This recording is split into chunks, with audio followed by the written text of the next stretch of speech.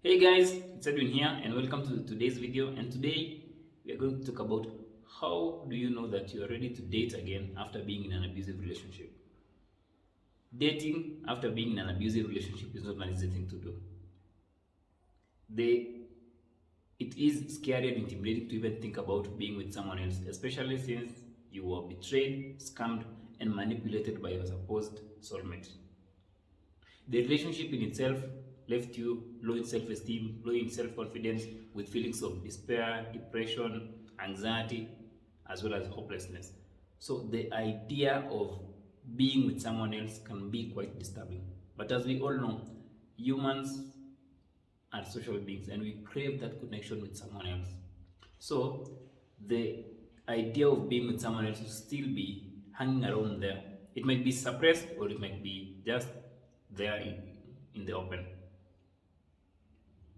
It's of course recommended to take some time and be single after being in an abusive relationship so that you can give yourself time and space to heal your past traumas and rediscover your authentic self. Jumping into another relationship or a situationship after leaving an abusive relationship is a dangerous thing, as 9 times out of 10 it always turns out to be another abusive cycle because you don't understand yourself or you don't know yourself, and most of the times you are acting out of desperation just to fill that painful void.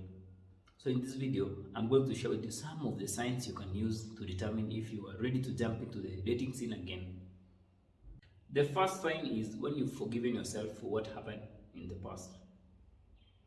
After leaving an abusive relationship, you may find it hard to forgive yourself because you constantly think of the past tortures you put yourself through. This mostly leads to feelings of anger and resentment towards yourself. You might also feel awful and embarrassed because of what you put yourself through. You will know you're ready to date when you've become more compassionate with yourself and you deeply understand that you are not a mistake. You've freed yourself from the deep regret and shame which arises from what happened to you in the past. In short, you've made amends with the past you and you deeply understand that you were just deceived by someone who mirrored your deep desires. The second sign is when you know your boundaries and you know when to say no. Boundaries outline what you're comfortable with and what you cannot tolerate. As I said in a past video, abusive relationships begin when someone steps on those boundaries. Toxic people will constantly poke or step on your boundaries if you let them do it. You will know you're ready to date when you understand what you're comfortable with and what you cannot tolerate from anyone. Knowledge of these boundaries, of course, is not enough, as you also need to be the kind of person who can say no and walk away when someone constantly steps on their boundaries. When you get to the point where you can say no with ease, even if it makes someone else uncomfortable, it means that you deeply understand what you stand for and that you know that you deserve a better life. The third sign is when you no longer feel broken by your past relationship. An abusive relationship will leave you with feelings of emotional distress and feeling broken.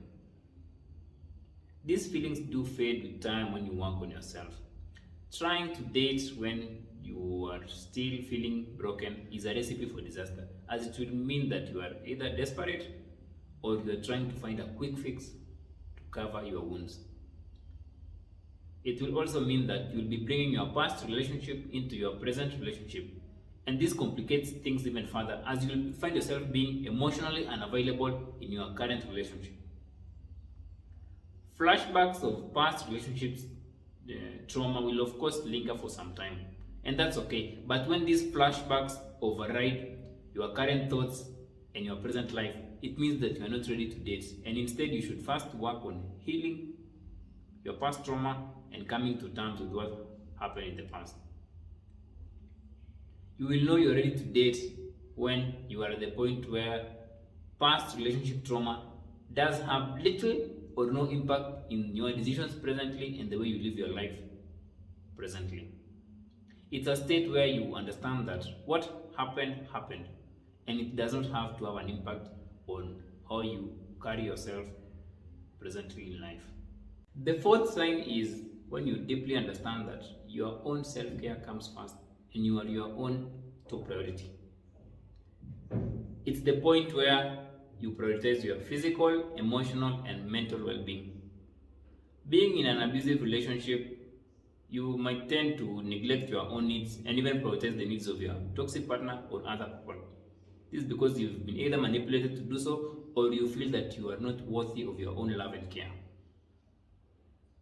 The relationship in itself may also drive you to the point of indulging in unhealthy coping mechanisms or unhealthy habits just as an escape from the painful experiences of the abuse.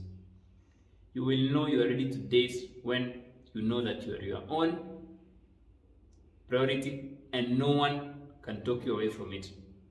It's the point where you deeply understand that you are worthy of your own love and care, and you are a little bit self-centered with your own needs. The fifth sign is when you are able to trust again. This is not an easy one to achieve as you are betrayed by someone you fully trusted in the past and shared your life with. Abuse leads to mistrust in your own decisions and judgments as well as lack of trust in others.